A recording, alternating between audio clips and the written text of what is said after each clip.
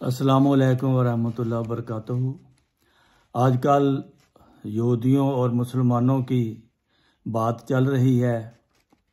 इसके लिए हमने ये जायज़ा लिया है कि पहली किताबों में इस मौजूदा माहौल के बारे में क्या सूरत हाल है।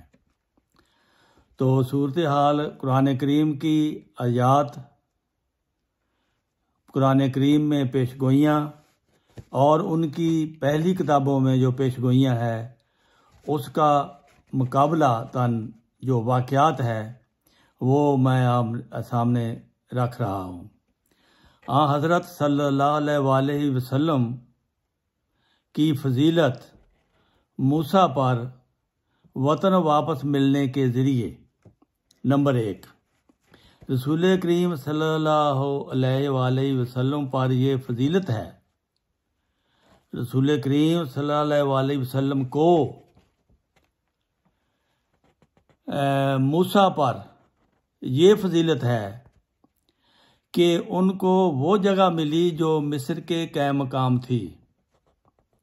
यानी मूसा को वो जगह मिली जो मिस्र के क़ायम मकाम थी। मिस्र नहीं मिला था, लेकिन रसूल करीम सल्लल्लाहु अलैहि वसल्लम को ऐन वो जगह मिली जो आपका वतन था। और फिर इसके अलावा दुश्मनों के मुल्क भी हाथ आए। फ़ायज़ा जा वादुल आखिरा, यानी अब तुम कनान जाओ, लेकिन एक वक़्त के बाद तुमको वहाँ से निकलना पड़ेगा। तो फिर खुदा ताला तुमको वापस लाएगा। फिर तुम नाफरमानी करोगे और दूसरी दफ़ा अजाब आएगा।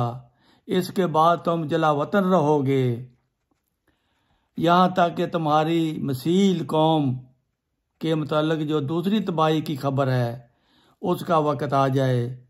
उस वक़्त फिर तुमको मुख्तलिफ मुल्कों से इकट्ठा करके अर्ज़ मुक़द्दस में वापस लाया जाएगा। मुसलमानों की मुमासलत बनी इसराइल से तरक्की और तनज़्ज़ुल के लिहाज से इस आयत से ज़ाहिर है कि जिस तरह बनी इसराइल के लिए 2 तबाहियों की खबर इस सूरत के शुरू में दी गई है, सूरत बनी इसराइल की बात हो रही है।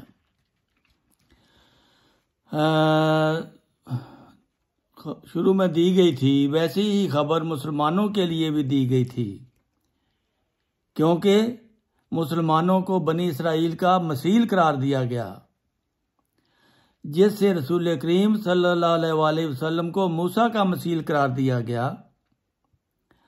इसका सबूत ये है कि सूरत के शुरू में 2 वादों का जिक्र है और दोनों अजाब के वादे हैं। एक बख्त नसर शाह बाबल के हाथों मारा पूरा हुआ और दूसरा टाइटस शाह रोम के हाथ से पूरा हुआ। ये रकू अव्वल में देखा जा सकता है। इन 2 वादों में बनी इसराइल के इकट्ठा करने का जिक्र नहीं, बल्कि उनके परागंदा होने का जिक्र है। इसके बरखिलाफ इस आयत में ये जिक्र है कि दूसरे वादे के वक़्त बनी इसराइल को फिर अर्ज़ मुक़द्दस में लाया जाएगा। इससे मालूम हुआ कि ये दूसरा वादा कोई और है। इस दूसरे वादे से ये भी मालूम हुआ कि इस दूसरे वादे के साथ कोई पहला वादा भी है। अब हम गौर करते हैं तो इन 2 वादों का जिक्र कुरान करीम में सिर्फ इस तरह मिलता है कि हज़रत मोहम्मद रसूलुल्लाह सल्लल्लाहु अलैहि वसल्लम को मसील मूसा करार दिया गया था और सूरह फातिहा में मुसलमानों के एक हिस्सा के मुताल्लिक़ ये खबर दी है कि वो अहले किताब के नक्शे कदम पर चलेंगे। बस इन दोनों बातों को मिलाकर अगर हम ये नतीजा निकालते हैं कि बनी इसराइल की तरह 2 अजाब के वादे मुसलमानों के लिए भी किए गए हैं। इस जगह वादुल आखिरा से मुराद मुसलमानों के दूसरे अजाब का वादा है और बताया ये है कि मुसलमानों पर जब वो अजाब आएगा तो दूसरी दफ़ा अर्ज़ मुक़द्दस कुछ अरसा के लिए उनके हाथ से निकल जाएगी, तो उस वक़्त अल्लाह ताला फिर तुमको इस मुल्क में वापस लाएगा। चुनाचे देख लो, इसी तरह वाक़या हुआ जिस तरह बख्त नसर के वक़्त में पहली दफ़ा अर्ज़ मुक़द्दस यहूद से निकली, और इसी तरह सलीबी जंगों के वक़्त मुसलमानों के हाथ से निकली। इंसाइक्लोपीडिया में ये मज़कूर है। तो हज़रत मूसा से 1300 साल के बाद, हज़रत मसीह के सलीब के वाक़या के बाद, गोया वो बज़ाहिर इस मुल्क के लोगों के लिए मर गए थे। बनी इसराइल को अर्ज़ मुक़द्दस से दोबारा बेदखल कर दिया गया मसीह की ज़िंदगी में। इसी तरह इस ज़माना में रसूल करीम सल्लल्लाहु अलैहि वसल्लम की वफ़ात पर इतना ही अरसा, यानी 1300-1400 साल बाद अरसा गुजरा है मुसलमानों की हुकूमत पर। फिर अर्ज़ मुक़द्दस उनसे जाती रही है, और जैसा कि कुरान करीम ने फरमाया था, मुसलमानों का ये दूसरा अज़ाब यहूद के लिए अर्ज़ मुक़द्दस में वापस आने का ज़रिया बन गया। तो इस तरह वलाक़द कतबना फ़ी ज़बूर में बाद ज़िक्र अन्नल अर्दा यारिसुहा इबादी सालिहीन। फरमाता है कि हमने ज़बूर में कुछ शराइत बयान करने के बाद ये बात लिख छोड़ी है कि अर्ज़ मुक़द्दस के वारिस हमारे नेक बंदे होंगे।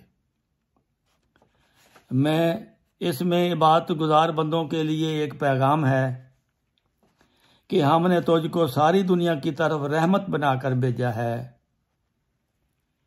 मतलब ये कि बाइबल में जो ये पेशगोई थी, ये सिर्फ खुदा के नेक बंदों को अर्ज़ मुक़द्दस में रहने की थी।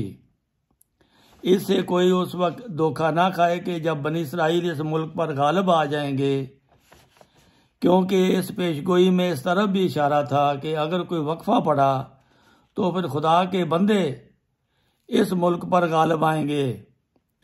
इसलिए फरमाता है कि इबादत गुजार बंदों के लिए इसमें एक पैगाम है, यानी मुसलमानों को तो तू होशियार कर दे कि एक वक्त ऐसा आएगा कि बनी इसराइल इस पर काबिज हो जाएंगे, जैसा कि आजकल हुए हैं। इसलिए यहाँ आबदीन का लफ्ज़ दाऊद की पेशगोई तरफ इशारा करने के लिए इस्तेमाल किया है। बताया है कि मेरे बंदों को कह दे कि होशियार हो जाओ, अगर किसी वक़्त तुमने मेरे इबाद बनने में कमज़ोरी दिखाई तो फिर अल्लाह ताला यहूदियों को इस मुल्क में वापस ले आएगा। लेकिन मुसलमानों को चाहिए कि फिर इबादत गुजार बन जाएं। इसके नतीजा में वो फिर गालिब आ जाएंगे। और उनको ये भी याद रखना चाहिए कि रसूल करीम सल्लल्लाहु अलैहि वसल्लम सब ज़मानों के लिए रहमत हैं, और रसूल करीम सल्लल्लाहु अलैहि वसल्लम का ज़माना इस वक्त ख़त्म नहीं हो जाता जब बनी इसराइल फ़लस्तीन पर काबिज होंगे, बल्कि इसके बाद वो ज़माना है जिसके लिए रसूल करीम सल्लल्लाहु अलैहि वसल्लम रहमत हैं।